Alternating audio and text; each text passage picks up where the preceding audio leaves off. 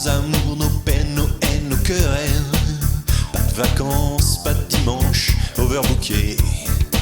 Faut qu'il assure, toujours présent à l'appel. Pourtant il aimerait se faire un peu moins prier. Quand il descend là du ciel, ce sera pas toujours pour se marrer. Son sale sourire d'éternel s'effacera quand il verra l'étendue de vos péchés. Bonjour et bienvenue dans le calendrier de l'Avent des comics numéro 21. C'est qu'on commence à s'approcher de la ligne d'arrivée quand même. Bon, il y a l'aspect de Noël, il nous reste encore à traiter. Ah oui, la publicité. Bon, j'avoue, c'était chaud de trouver un comics qui parlait vraiment de publicité et de Noël. Parce que des comics de publicitaires, il y en a des tonnes. Hein. Mais j'ai trouvé un numéro de Noël un peu particulier, qui parle un peu de publicité. Ou plutôt qui est une publicité. En plus, il y a She-Hulk dedans. Vous savez, on l'a déjà vu dans le numéro 8. L'épisode que nous allons voir se trouve dans Marvel Comics Present. Un comics un peu particulier quant à sa formule. Chaque numéro possédait 4 histoires de 8 pages chacune. 2 d'entre elles se suivaient sur plusieurs semaines, et les 2 autres n'étaient que de simples one-shots. C'est à l'un des one-shots du Marvel Present 18 de 1988 que l'on va s'intéresser. C'est parti. She-Hulk est dans son appart pour Noël et elle s'ennuie.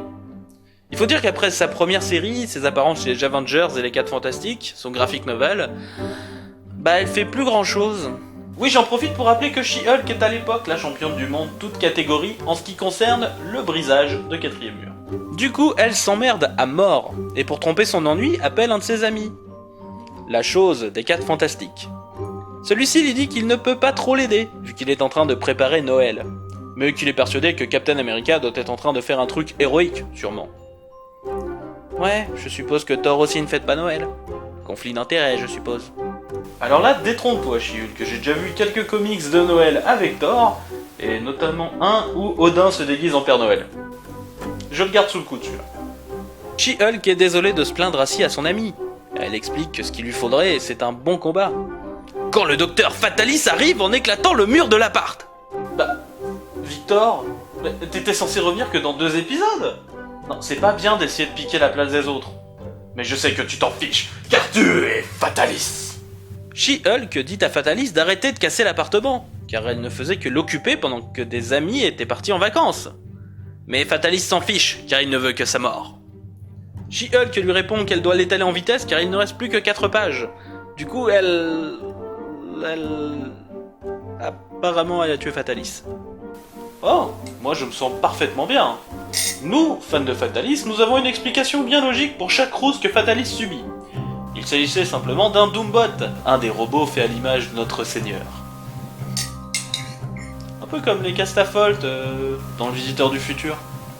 Comme tu constateras par toi-même, il y a... What the fuck?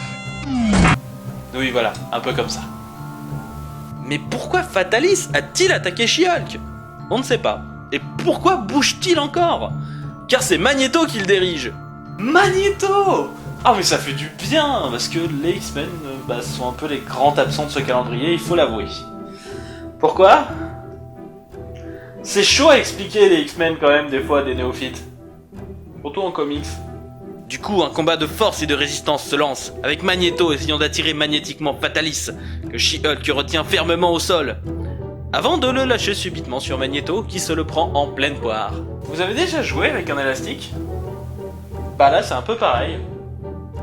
Quand tout à coup, un vaisseau apparaît, et Galactus, le dévoreur de planètes, en sort. Galactus! Mais mon dieu, ce comic, ça mes 3 vilains préférés. Je veux savoir la fin. Et la fin, c'est que She-Hulk discute toujours avec la chose au téléphone et que tout ce qu'on a vu n'était que le fruit de leur imagination. La chose lui répond qu'il voit bien que ça mettrait fin à son ennui, mais qu'en même temps, ça ruinerait le Noël de tout le monde. La conversation s'arrête et She-Hulk va donc ouvrir ses cadeaux. Elle commence par le cadeau que lui a envoyé Marvel et qui contient les numéros de sa nouvelle série. Et oui les enfants, vous avez lu 8 pages de hype pour un nouveau magazine. Fin. Et non, c'est pas de la hype mais de la publicité. Bon après, le comics c'est sympathique, même si un peu trop téléphoné à mon goût. Désolé, la blague était trop tentante à faire. Bien sûr, c'est un peu gâcher le potentiel d'une histoire qui contient Fatalis, Magneto et Galactus. Oui, j'aurais adoré voir une grosse baston. Mais bon, c'est une publicité. Son objectif est de vous faire rêver, pas d'être de qualité. Malheureusement.